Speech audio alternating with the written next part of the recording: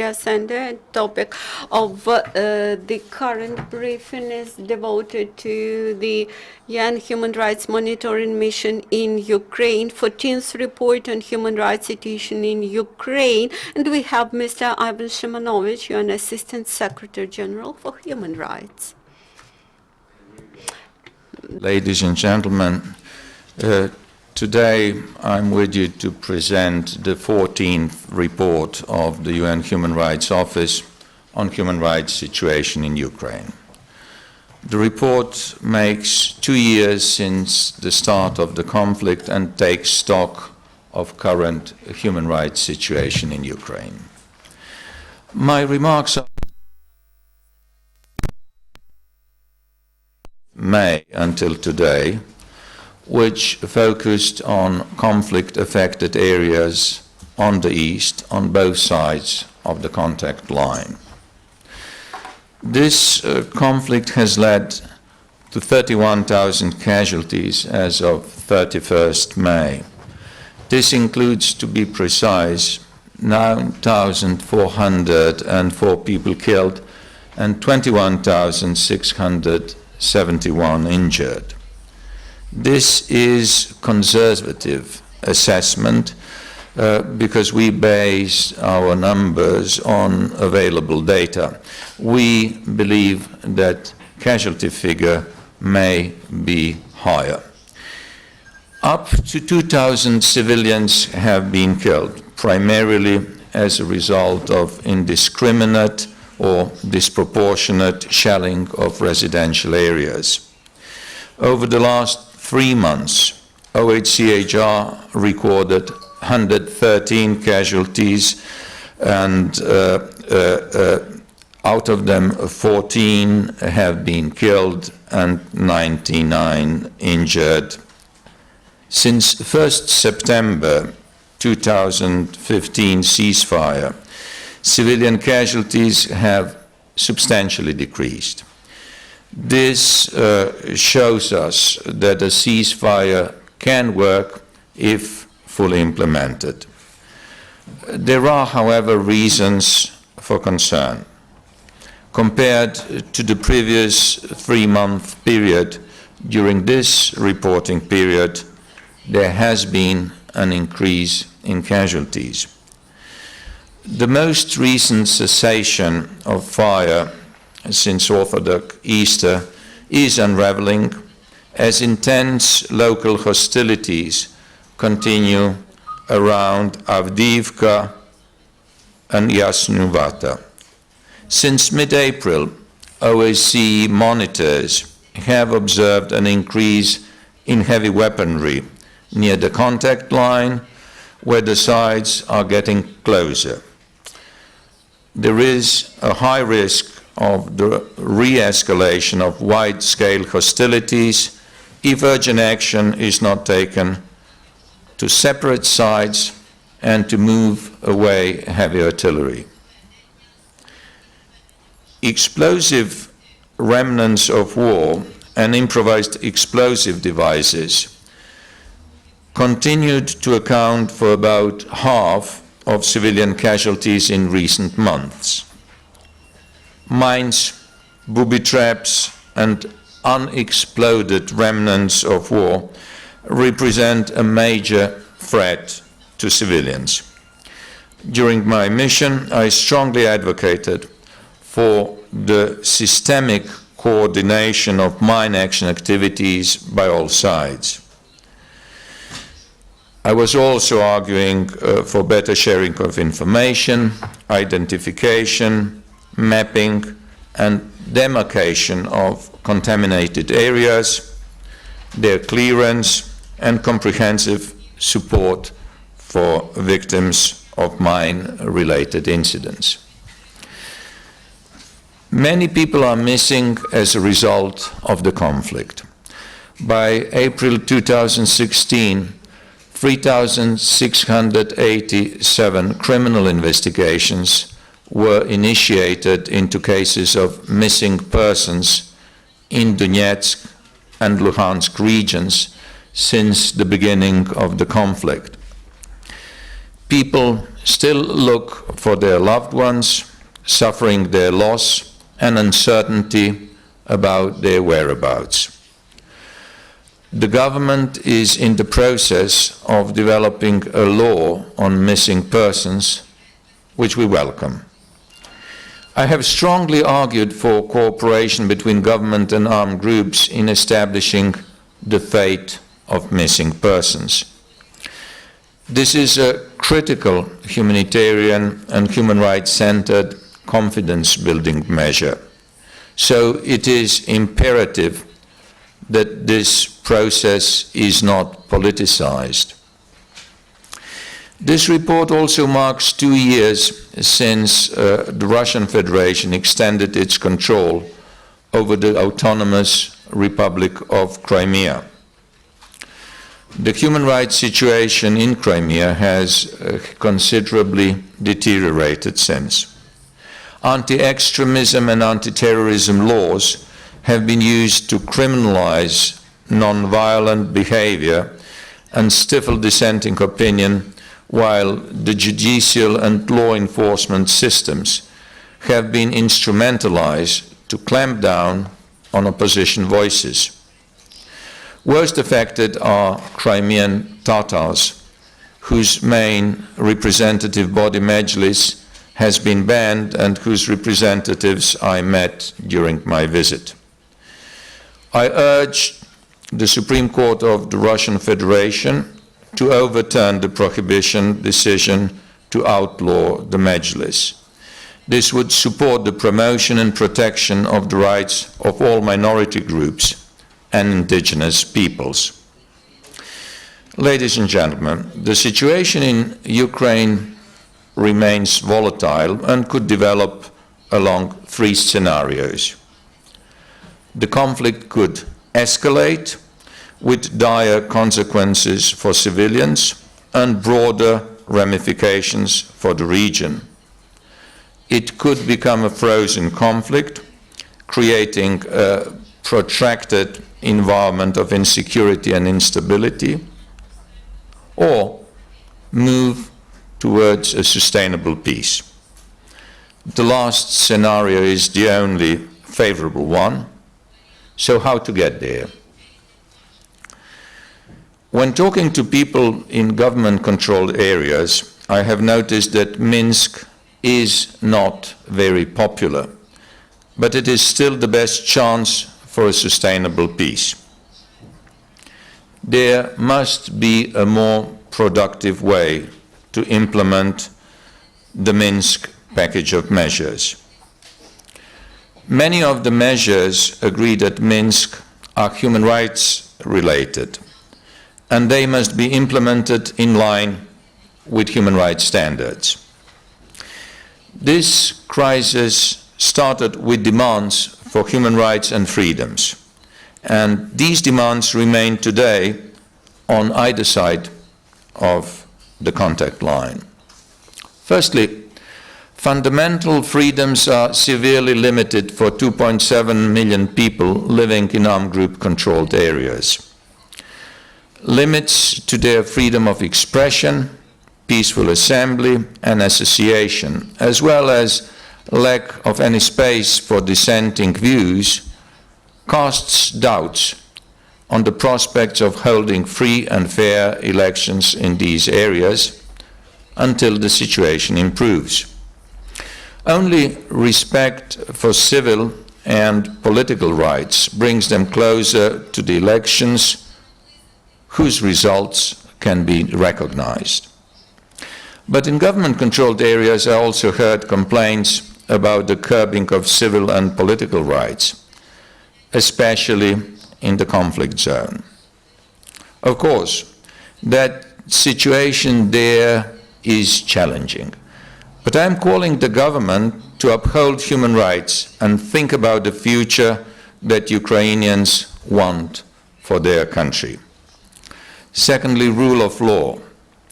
Ukraine needs a justice reform, which will strengthen the system both in sense of resolution of disputes, fight against corruption, and addressing conflict-related violations. The report marks 2 years since the violence of Maidan and Kyiv and 2nd May violence in Odessa. There has been no meaningful progress in bringing those responsible to justice, in particular those in authority.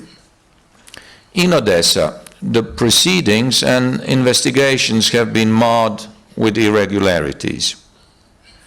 Government must take effective measures to protect judges from interference and pressure in high-profile cases.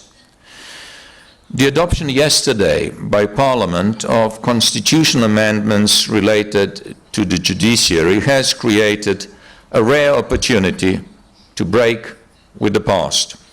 I want to stress the responsibility of the authorities of Ukraine to fulfill the promise of independent judiciary, without which there can be no effective system of governance, public trust, justice, and accountability. In a worrying pattern of behavior, armed groups continue to deny all international organizations access to places of deprivation of liberty. SBU is also not always providing access to all places where detainees may be kept. Independent international visits to all detention facilities and verification of those held is a precondition for a successful all-for-all release envisaged by Minsk. Human Rights Monitoring Mission has credible information of illegal and incommunicado deprivation of liberty by armed groups, as well as torture and ill treatment.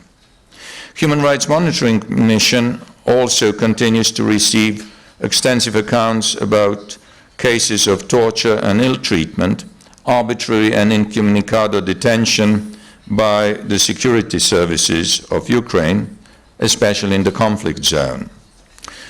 Torture and threats to members of the families, including sexual threats, are never justifiable, and perpetrators will be held to account sooner or later. Precondition for any amnesty is a more reliable justice system, capable of distinguishing and effectively prosecuting crimes that it cannot cover, such as war crimes, crimes against humanity, and grave breaches of human rights. Thirdly, on social and economic rights, I'm very concerned with the overall decrease of standard of living and quality of social services in Ukraine. But some categories of the population are especially vulnerable. It is critical that everyone in Ukraine enjoy equal legal and social protection. As far as the government is concerned, IDPs and people in the conflict-affected areas, including those areas controlled by armed groups, must continue to receive their social entitlement without adverse distinction. In Donetsk, I strongly urge those in command to register humanitarian organizations and stop depriving the population from humanitarian assistance that is sometimes available and ready to be distributed right away. I wanted to do the same in Luhansk, but I was not let in. Much civilian property is damaged and people have nowhere to go. The government should investigate and provide remedies in relation to all incidents of damage, confiscation and looting of property, including by the Ukrainian armed forces, and establish a mechanism for restitution. I was encouraged to hear from the newly appointed Minister for Temporary Occupied Areas and Displaced Persons that equal rights to social entitlement and rights of private persons to compensation are a part of his program. Ladies and gentlemen, let me conclude. Leaders should listen to their people. And on both sides of the contact line, I have heard loud and clear. They want peace, human rights, and rule of law. Thank you. Thank you, Mr. I Ivan. stand ready for your questions. Now we'll be having a Q&A session. Dear colleagues, if you have any questions.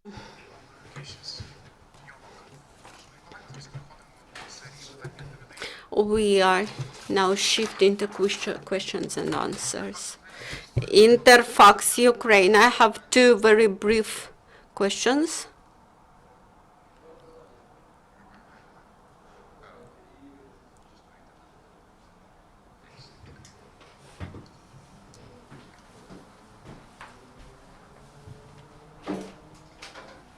Can you hear me? Interfax of Ukraine, Igor Solovey. Two very short questions.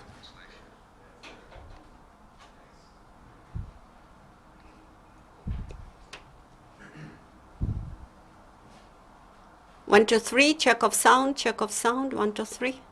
Check of sound, can you hear me? Yeah, thank you.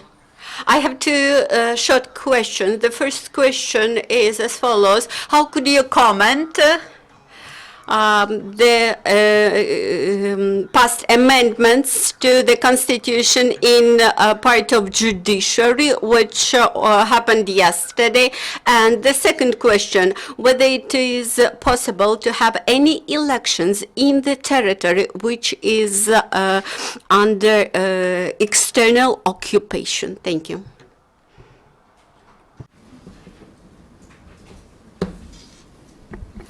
So let me first address the first question. I welcome amendments on judiciary. It's a welcome development.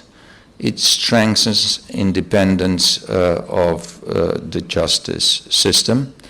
It strengthens divisions of power in the country, which is one of essential democratic features. To establish a Supreme Council of Judges, which is not under the influence of politics, is characteristic of legal systems in many democratic countries and has led to strengthening of the impartiality of the judges. And therefore, I positively comment and welcome this development. On elections, when elections will take place, whether they will take place, is a political issue, and it's on the sides to discuss it between themselves. I'm restraining my comments on the civil and political rights that are preconditions if there would be any elections. For the elections to be considered free and fair, it is essential to have freedom of expression, to have media freedoms, to have freedom of association, to have freedom of assembly, freedom to advocate dissenting opinions. And I think it's very important that those civil and political rights are being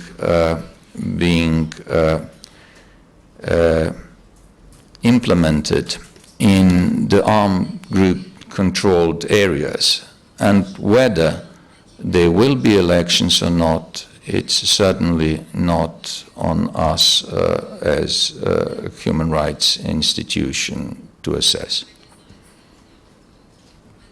Наступне запитання. If possible, some addition to the second question.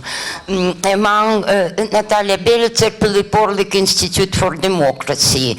isn't the very first and measure precondition for any talks about elections the human security? Not the freedom of media, of expression, etc., but human security as the key issue, and aren't you believe in this point? Just these key words were not mentioned by you, which surprised me. I cannot agree more with you, madam. I definitely do think that it's a necessary precondition. Without a security environment which allows for everyone to feel secure and safe, there cannot be any elections, of course. Наступне запитання. Sergei Malachuk, Ukrainian Crisis Media Center. Mr. Šimonović, on the 8th of April this year, an official UN representative has been seized by DNR forces and been taken to a unknown location. I'm talking about Yuri Suprun. Since that time, there is very few information about his state or anything else. Could you please release any information how the official UN representative could be released on this stage? Thank you. Thank you very much. The case that you have mentioned is a very sensitive one.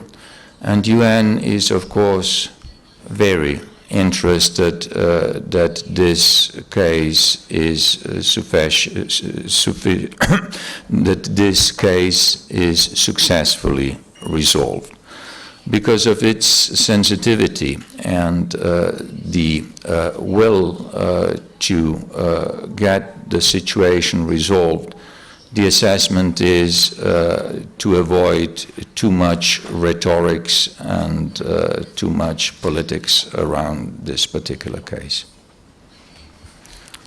Чи ще запитання або уточнення? Будь ласка. Hi, Anastasia Gribinova from BBC Ukrainian. Could you elaborate more about statistics regarding tortures on both sides of the conflict? Do you have any figures, any statistics regarding that? Thanks. In sense of precise number, I could not answer you immediately, but I can tell you that we have documented allegations about hundreds of cases of torture. Some torture cases have been allegedly committed in the areas under control of armed groups. However, some cases have also been recorded in the areas under control of the government. Наступне запитання. Вільдар Шукуржи. Vidal Shokurji from Simferopol, civic activist, whether international organizations are going to apply Geneva Convention from 1949 to protect the human rights in occupied territories. I mean, whether you plan to apply this convention as to the aggressive country. Speaking on behalf of the United Nations, I would like to remind you on the General Assembly resolution on territorial integrity of Ukraine. By majority of votes, United Nations General Assembly adopted a resolution that speaks about territorial integrity of Ukraine, including Crimea. Therefore, United Nations Human Rights Monitoring Mission is continuing to monitor and report on the situation in Crimea, and you will see adequate chapter in this report. As we are not allowed access to Crimea, we are involved in so-called distance monitoring. As far as Geneva conventions are applied, and particular article that you have mentioned, if you read that article, you will see that it refers to member states. So it's member states who are deciding what to do, not the United Nations or an international organization. Наступне запитання. Дуда Володимир, видавництво. Дуда Володимир, взаємодопомога publication. Mr. Šimonović, what is the attitude of your mission as to the meritorious website activities in the relation of the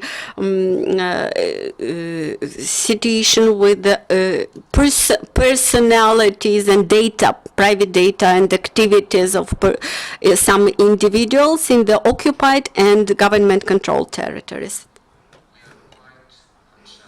That such an exposure may put some who are on such a list with their personal data into danger. And I'm hearing that on the list are primarily media workers. And I urge that media workers who have all over the world been exposed to dangers, and a number of them have been harassed or killed, that no unnecessary exposure to danger of media workers as well as others is taken. Буде ще одне уточнення тут.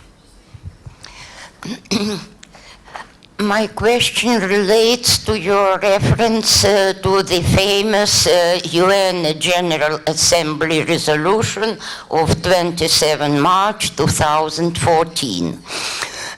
Since in the text, in the wording of it, there is no mentioning and no using of such terms as occupation or annexation, and Russia is not designated as an aggressor state, doesn't it mean that application of the Fourth Geneva Convention is very complicated exactly by this fact? Because in contrast to Ukraine, which officially declared Crimea by the decree of the Parliament of Ukraine a temporary occupied territory, in that resolution such terms are not used. So what about actual application by any member states of that particular Geneva Convention? Thank you very much. On this issue, two comments. One is of political nature. In General Assembly, everyone who submits a resolution does that with a view to, one, get the content that the ones who are submitting resolution want, and secondly, get as many votes as the ones who are submitting can.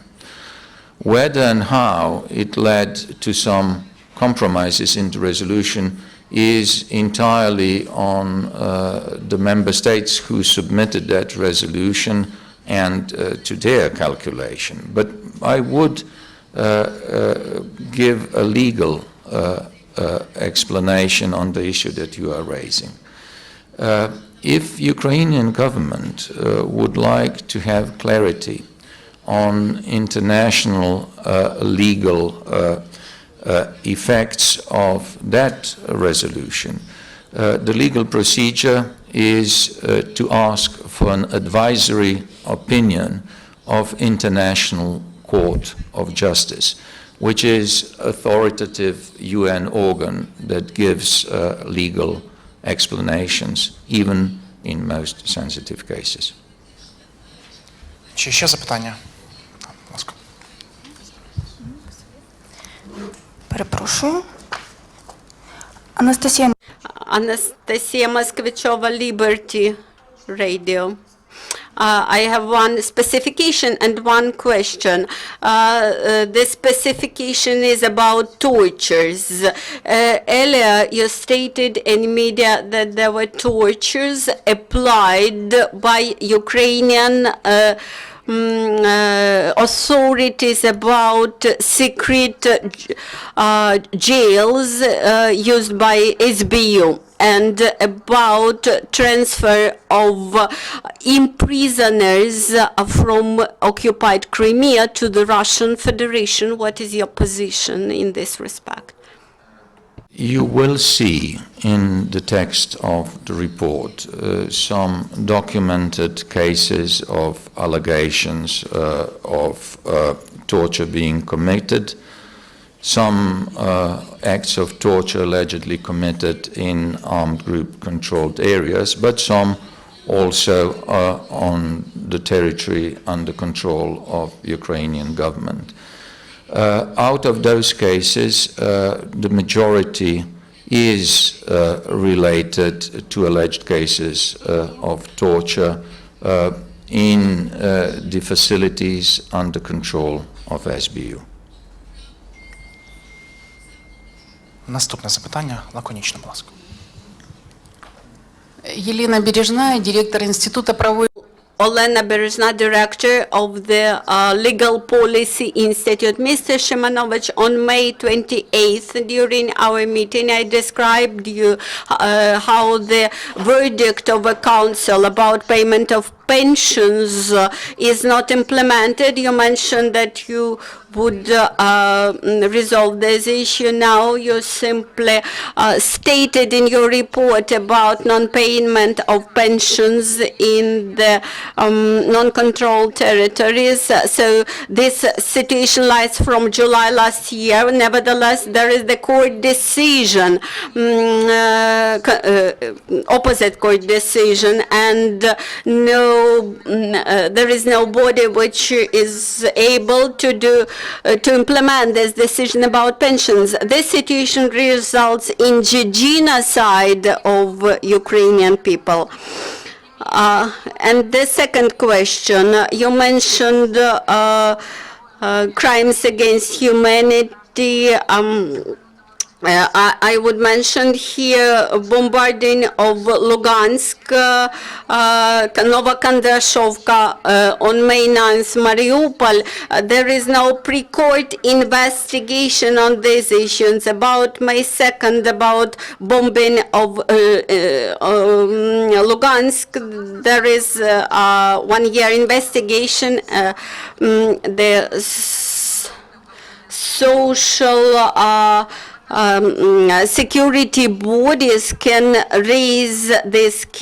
file these cases to the international court as to the state which do not ratify the Rome Statute. You also mentioned that these crimes are in place, but the United Nations Security Council may initiate filing these cases to international courts as to the state which has not ratified the Roman Statute, whether you plan to do something in this respect.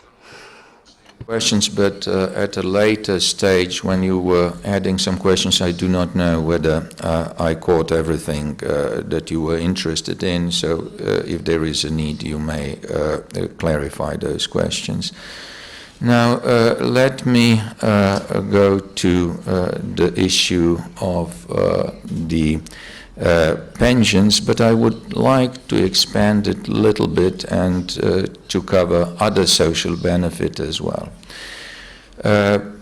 Let us first address who are the ones who are having the benefit of social benefits or are deprived from them. Those are among most vulnerable parts of population. Those are old people, those are disabled people, those are people who have small children or have some specific health hazards, such as, for example, some minors with health problems in Donbas area. It is our very strong position that all citizens of Ukraine, whether living on one or the other side of the contact zone, are entitled to their social benefits. In addition to that, taking into account their vulnerability, there is an urgent need to address this issue. I was encouraged when I met newly appointed Minister for Occupied Territory and Displaced Persons. When I raised this issue with him, the answer was that ensuring that social benefits are given to all citizens of Ukraine, no matter where they live, is a part of his program. So I hope that this will be not only delivered, but it will be delivered soon. Останнє уточнення і будемо завершувати. Я просто хотіла нагадати, що I just wanted to remind that you did not answer the second question about transfer of imprisoned persons from penitentiary institutions in Crimea to Russian penitentiary institutions. Of prisoners from Crimea to Russian Federation. On that, I do not have sufficient data. But now that you mentioned transfers of prisoners, I did raise, when I was in Donetsk, the issue of transfer of some people who are serving their sentences in areas under control of armed groups, and who would like to continue serving their sentences in government-controlled areas because their families are here or some other reasons. And the answer was generally positive. And I already discussed this issue with Ombudsperson Ms. Lutkovska. So on these transfers, hopefully some positive news. On a first question that you asked, unfortunately, I do not have sufficient information. Thank you, Mr. Ivan. At this point, the press conference is finished. Looking forward to seeing you here very soon. Thank you. Шановні колеги, на цьому прес-конференцію Dear colleagues, the press conference is over. The next briefing will be at 12:30.